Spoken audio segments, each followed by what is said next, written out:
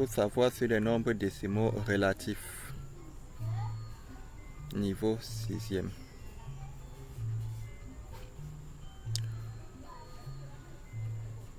Connaissez-vous l'histoire des nombres décimaux?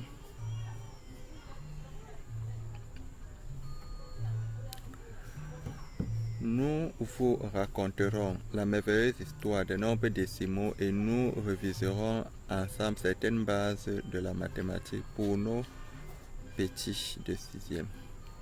Histoire des nombres décimaux.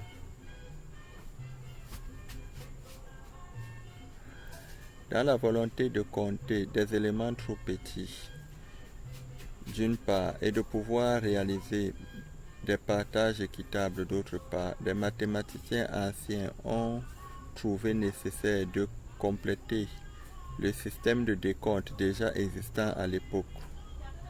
C'est ainsi qu'un mathématicien arabe inventa les fractions décimales en 1427. Une centaine d'années plus tard, il fut complété par Simon Stephen, l'inventeur belge, qui publia la disme.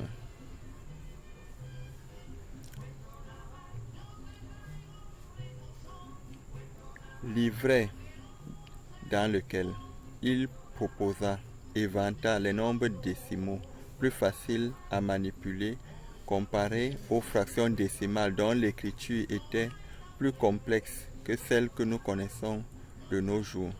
En effet, c'est bien plus tard au XVIIe siècle qu'apparut en Inde l'écriture fractionnaire que nous connaissons de nos jours. Énoncé du jour.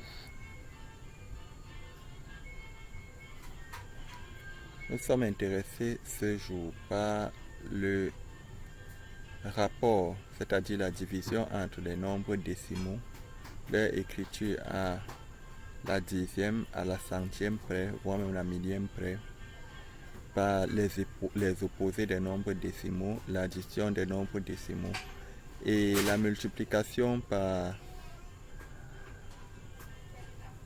0,1 des nombres décimaux.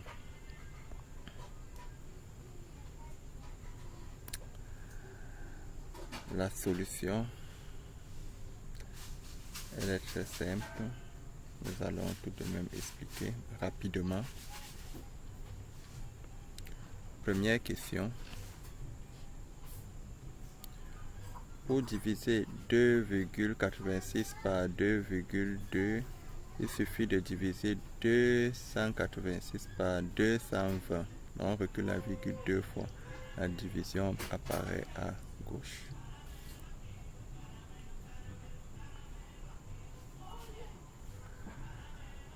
Ok, pour diviser et trouver B, pour diviser 943,1 par 3,3, nous divisons simplement 9431 par 33. Nous constatons que la division ne s'arrête pas.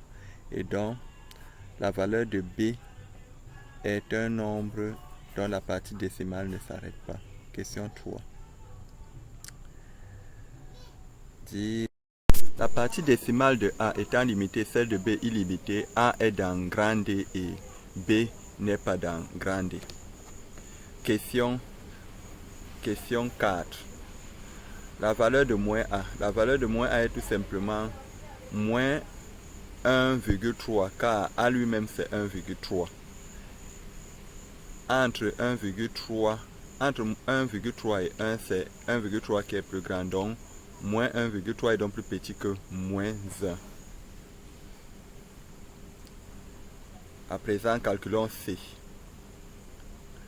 Pour effectuer des calculs pareils, il est judicieux de rapprocher les nombres qui ont le signe moins entre eux et les nombres qui ont le signe plus entre eux. Dans notre cas ici, nous avons un seul nombre ayant le signe plus, il s'agit de plus 12, et deux nombres ayant le signe moins. Par chance, les deux sont côte à côte. Donc, nous allons d'abord calculer moins 1 et moins 5.